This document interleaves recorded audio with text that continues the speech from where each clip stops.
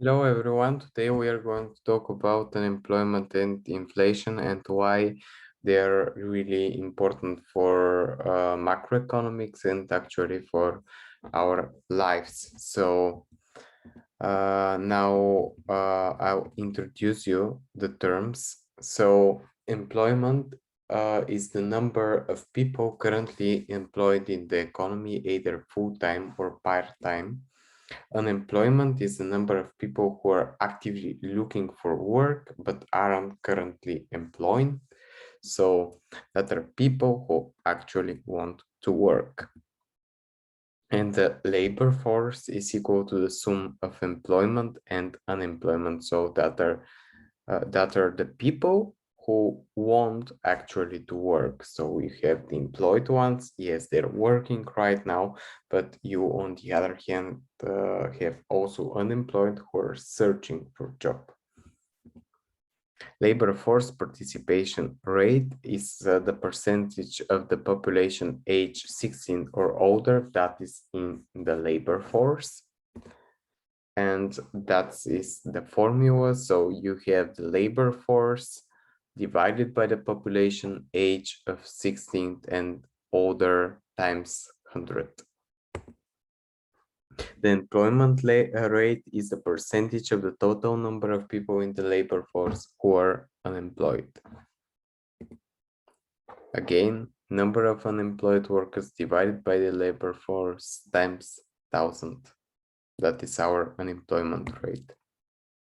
As you know, from the previous lectures, we know that during recessions, unemployment rates tend to be higher. So when you have 2008, you can see that the unemployment rate is quite high.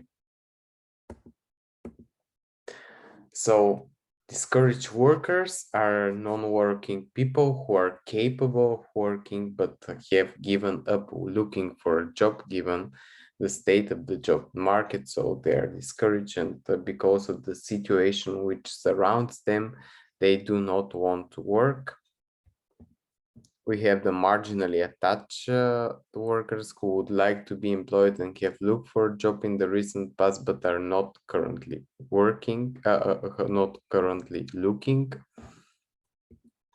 And we have the underemployed people. That is the number of people who work part-time because they cannot find full-time jobs. That is actually the case with some students. They want to have a full-time job, but the place where work does not provide the contract for students for a particular period of time. There is also many cases in companies where they just want to have someone part-time, but the person wants to work much more. So unemployment rates tend to differ in different groups. So you can see the graph and you can actually analyze the data. Now we are going to look at the different unemployment rates. So as you can see, that's the map of the United States of America, and it is really important to know that these unemployment rates actually vary. So in some states, unemployment is quite low, for instance here, and in Montana and in Michigan, the unemployment rates are quite high. Workers who spend time looking for job are the so-called workers who are engaged in job search. Frictional unemployment is unemployment due to the time workers spend in job search, and structural unemployment is unemployment that results because of some change in the labor market. So for instance, the decision of the company to to cut wages or to cut working places. So now we are going to look at this graph that is the effect of the minimum wage on the labor market. So as we know, when there is a decision wage to be increased, actually that will result in higher unemployment because firms want to cut their costs, so they want to have profit. And in order to have a sustainable profit, they just cut job places, and that results in their efficiency. So that is quite a normal practice in businesses. So that's why many economists argue that high minimal wage can result in a problem in the society, but that is a very big discussion. And this minimal wage is structural unemployment. So we've talked about what is the minimum wage. So the minimum wage per hour, for instance, in America and in other countries.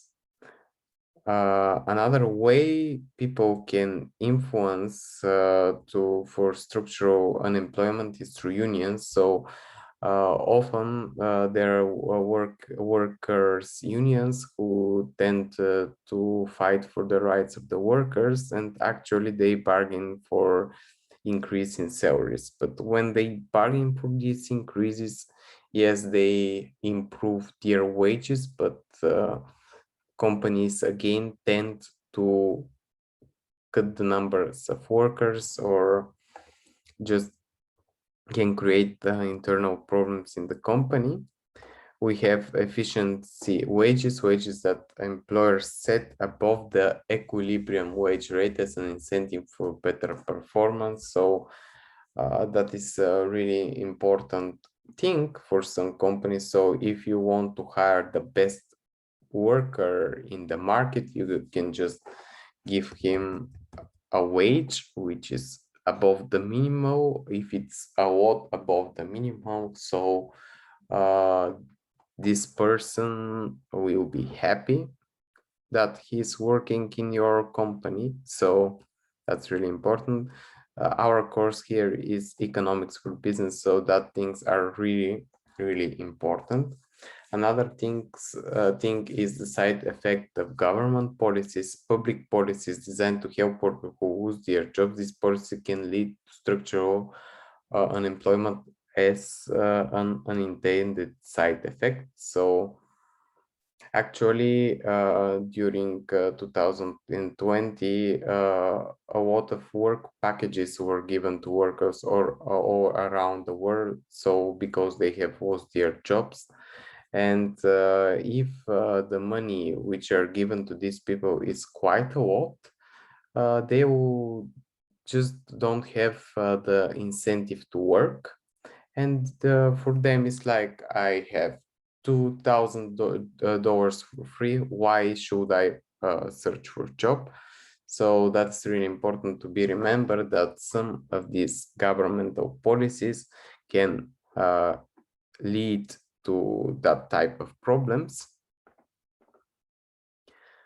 Now I will give you the definition of what is the natural rate of unemployment. The natural rate, a natural rate of unemployment is the normal unemployment rate around which the actual unemployment rate fluctuates. It is the unemployment rate that arises from the effects of frictional plus structural unemployment. And the cyclical unemployment is a deviation in the actual rate of unemployment from the natural rate. So just remember, natural unemployment is equal to frictional unemployment plus structural unemployment. And after that, we have the actual unemployment, which is the natural plus the cyclical. So here are some case studies, which is good to read in your textbook. Now we're going to introduce what is real wage.